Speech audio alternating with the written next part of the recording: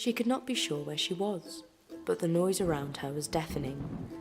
Before her hood had been roughly removed, she was being marched along in darkness, the moon's candle offering no guide in the night.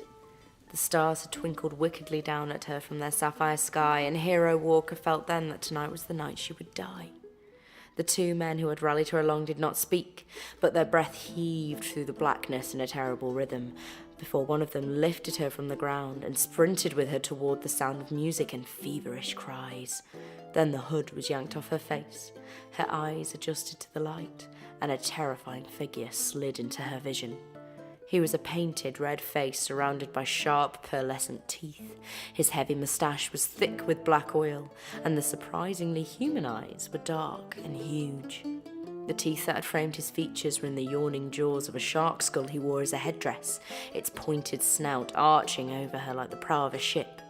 Hero thought that she might wet herself with fear. The priest suddenly lurched into her vision again. His second mouth dropped open and he began to sing. His voice bellowed like tuneful cannon fire as he sang of a bad king who watched his men drown. He watched them drown, but the good King Killian took these men to sail with him and saved them from the locker and the true death. And the good king always needs new recruits.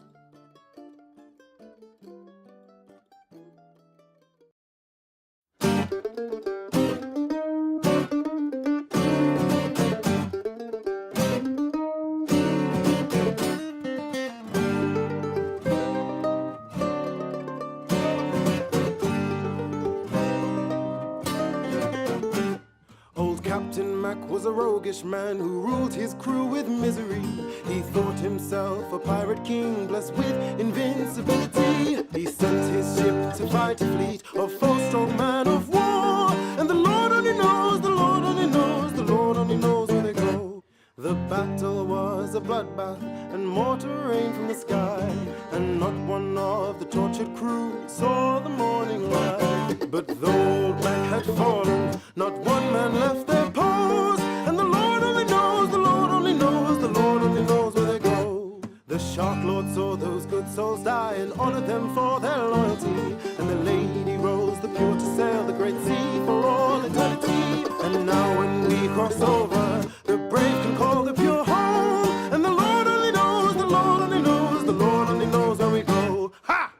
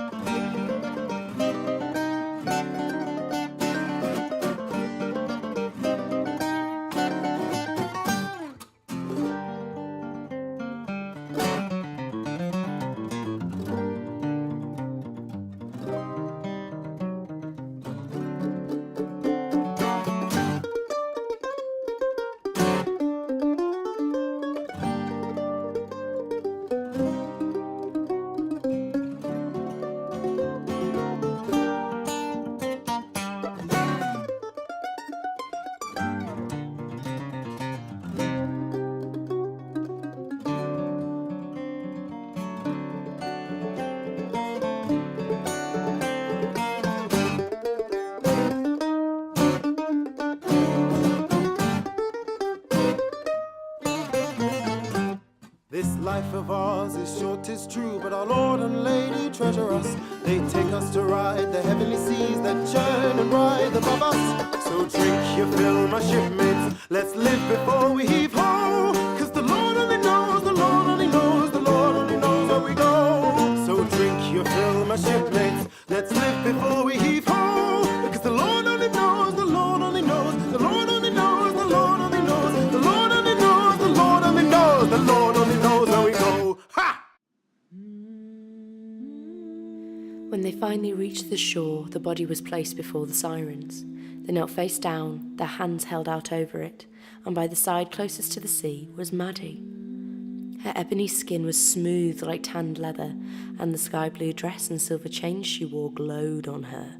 Her long grey hair was dreadlocked with shells and feathers sewn into them, and from a lock near her temple, a silver-plated shark's tooth hung menacingly. Her tattoos were shadows on her skin, and her mysterious eyes held Hero's tightly on contact. She smiled warmly, then nodded to Hero to proceed. The Siren stood to face the sea, and Hero shakily unwrapped the Jolly Roger. A crudely sewn white skull and crossbones with outstretched wings stared at her pointedly as she cast it over her father's corpse. She knew this flag. Jane had taught her all of them to distinguish between the customers at the inn. Her father had been the captain of the Kestrel, one of the oldest ships in the Tortugan fleet. After a pause, Maddie turned to the sea and began to sing. Hera both heard and felt the words. They sat in her throat, blooming like a flower. All the pirates took off their hats and bowed to the Sirens as they sang, begging the Lord and Lady to take this good sailor, all so they could sail with them once more on the great sea.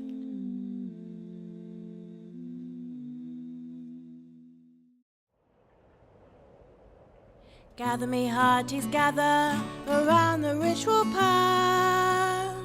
Watch the bodies sink below, the flames go ever higher. A pirate's life, if it is good, will never carry long. A pirate's life is all or none. A pirate's life, a pirate's life, a pirate's life. A pirate's life is all or none.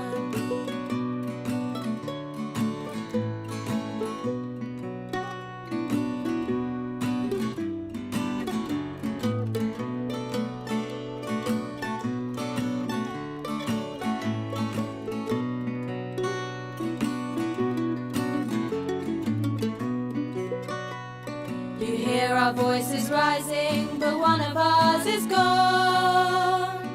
Our chant will continue, but the refrain has now been sung. Our lost one, so precious, will we miss before too long. A pirate's life is all or none. A pirate's life, a pirate's life, a pirate's life. A pirate's life is all or none. We beg the Lord and Lady to honour our valiant life. You watched them walk, you heard them sing, you guided them through strife. This pirate needs your protection to reach the eternal soul. But a pirate's life is all or none. A pirate's life, a pirate's life, a pirate's life. A pirate's life is all or none.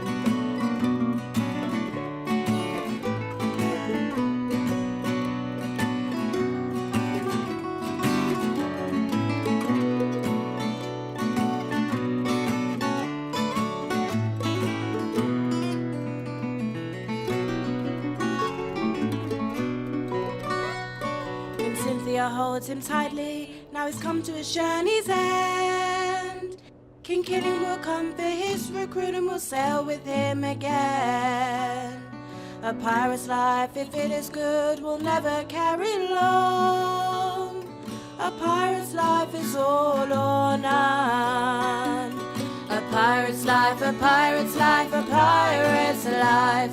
A pirate's life is all or none. A pirate's life, a pirate's life, a pirate's life. A pirate's life is all or none.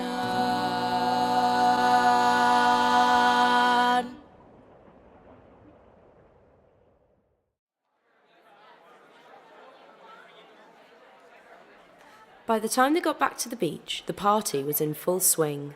Sombre attitudes and religious fervour had to step to one side once rum, music and dancing made themselves at home. Alone, Hero continued to drudge up the beach, her wet skirts now so heavy and waterlogged they were a serious hindrance. "Oh, for bloody Vitu's sake," she muttered, hauling the material through the sand. Now it made a lot of sense why pirate women were smart enough to dispose of the humble skirt and all its impracticalities. "Here you go, sweet. You didn't do half bad out there." A pair of trousers were flung at her sodden feet by Jim, who had already acquired a bottle of rum and extra swagger.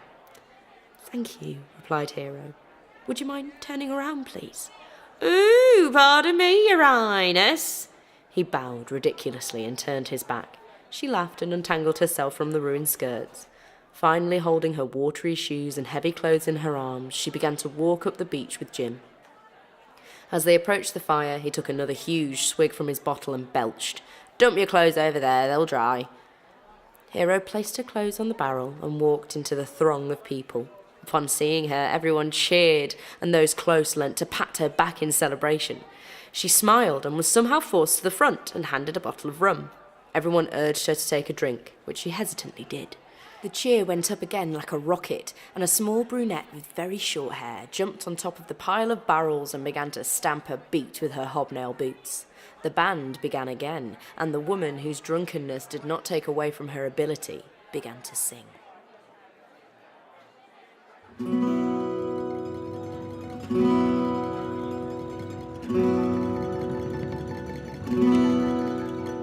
Come down to the locker, my loves, come down to the locker, my loves. 'Tis cold in the sea, just me and Davy. Come down to the locker to me.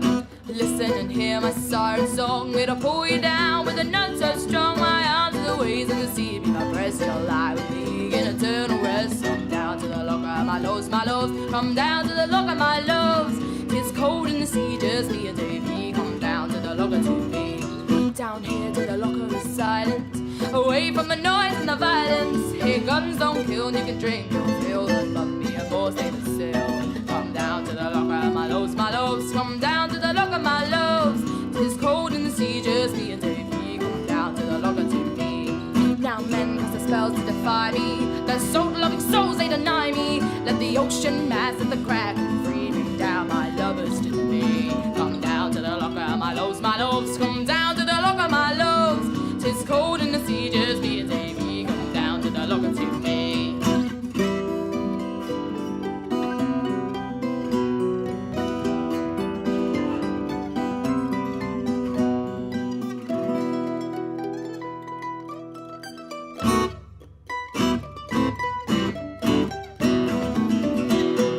Hell hath the fury like a woman scorned. She'll break your soul like the mast in the storm. So Brady got him better than me, 'cause hell hath the fury like a woman of the sea. Come down to the locker, my loves, come down to the locker, my loves. 'Tis cold in the sea, just me and Davy. Come down to the locker to me. Come down to the locker, my love, my love. Down to the locker, my love. 'Tis cold in the sea, just me and Davy.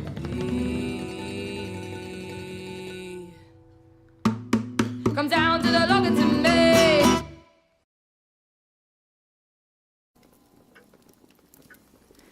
Jane and Ed Walker sat on the old worn sofa opposite the fire. Sleep was impossible for them. From upstairs she heard the baby wail again, and it felt like someone was firing chisels into Jane's ears. Mags could be heard shushing and consoling the mewling babe throughout, ever patient and calm. All Jane could think of doing now was screaming back at it. Ed took her hand in his, kissing the top of her head, and together they listened to the fire crack, the baby shriek, and Mags's terrible singing from the room above. Mags had a bonny face and a voice that didn't match, which was cruel as far as Mrs. Walker was concerned. Not like Little Heroes people. Jane's mother had told her all pirates could sing beautifully, and did so often. Suddenly, her eyes widened with revelation. I know what she needs.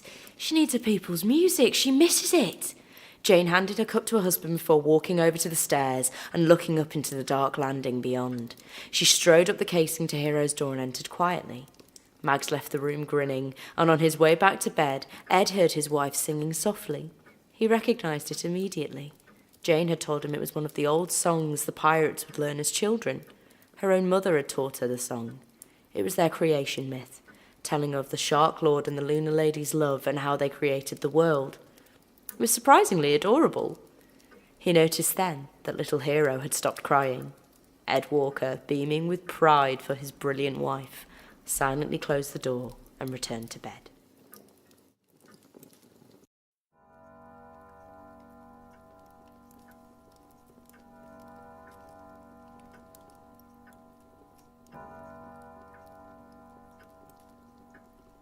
At first they lived in darkness, and the Lord never saw her eyes. So he took a piece of his fiery heart and he hung it in the skies.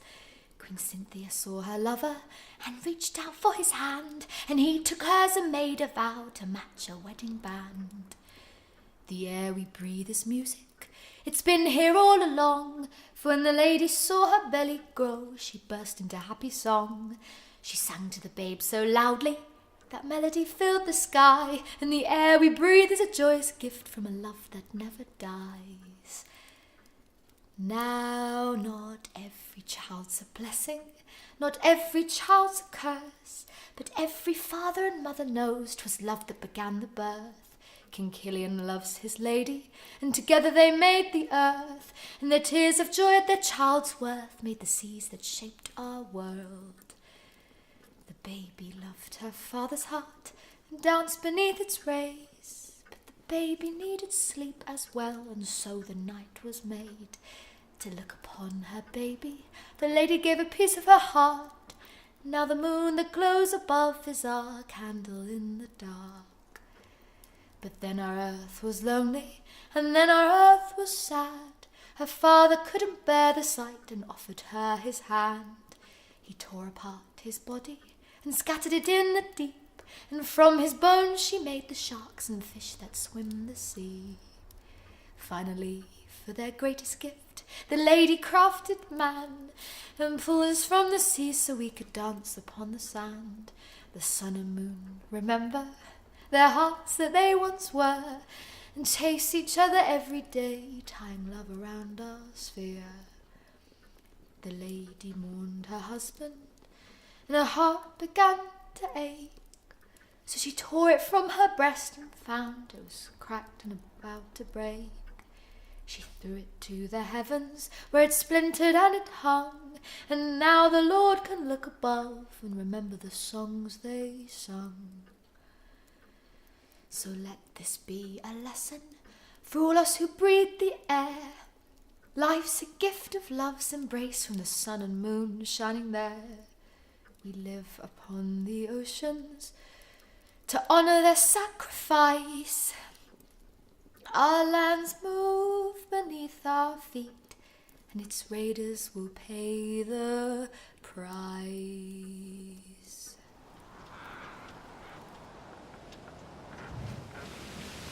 "We haven't heard the captain sing yet," cried Bennett as his top was handed to him. "It's bloody criminal. Do you sing a play?" Hero blushed, looking down at her boots awkwardly.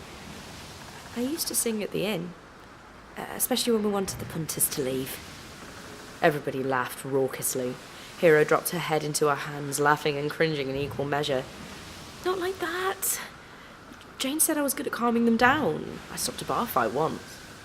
"That's some gift," said Scargill, looking deeply into his top. "What's your favourite song to sing?" "Oh, that's an unfair question," she replied, taking a seat on a crate by the mast. "If I had to say, it's either The Tale of Penny Pied or Restless."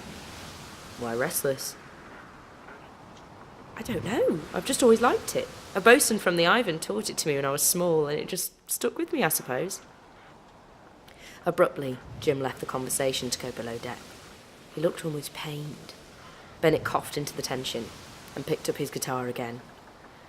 "I know it. I think old Al taught it to me as well. Sing it for us." Hero smiled. She liked singing. It made her happy. And she wasn't allowed to sing this song at home. It always made Jane cry. "All right." He began to play. He was rather good, and Hero jumped into the song like you would into a much-loved blanket.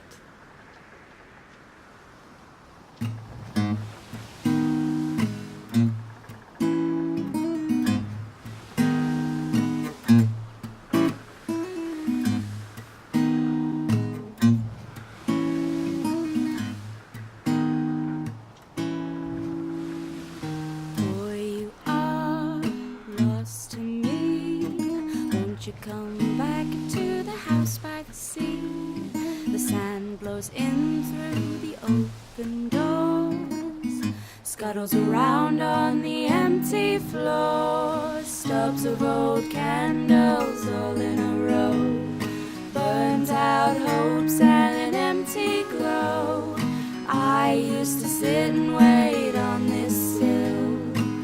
Now every room my patience fills.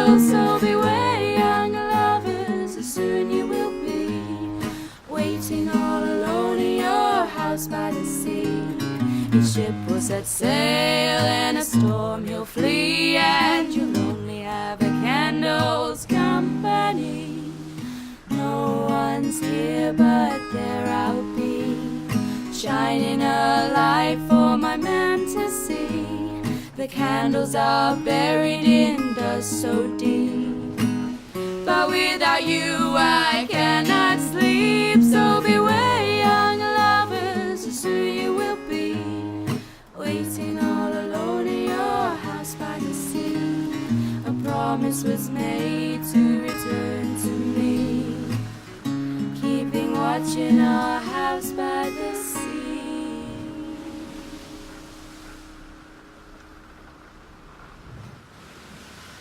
The fire finally died, and the trees swayed in the breeze of a fresh dawn. The stars slid behind the clouds without quarrel, and the horizon lazily opened its singular yellow eye to the world. The ocean breathed in and took the tide with it, and on the surface all was still. But below this glass-coated top, deep down where the blackness smothered and the current roiled, the sharks swarmed. Their deep brown skin could not be seen in the dark, but their outlines slithered like leeches on a juicy limb. They bit and tore, and out of the crunching mass a strip of blue linen rose like tissue caught in air. The watchful eye of a shark pup, not yet blinded like the rest of its pack, rolled to follow it, but quickly shot back to the task at hand. The scrap was nothing now. It was no longer needed and could go. Sharks, unlike men, don't wonder about such things or feel the need to suppose over its path. The Lord only knows where we go.